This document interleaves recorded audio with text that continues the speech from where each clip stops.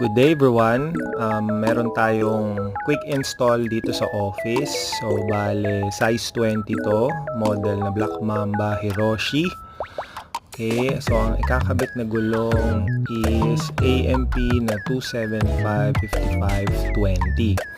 Bale dito sa magiging setup niya, hindi pa siya lifted. Ano lang siya, stock height lang. So, magkakaroon to ng konting rubbing.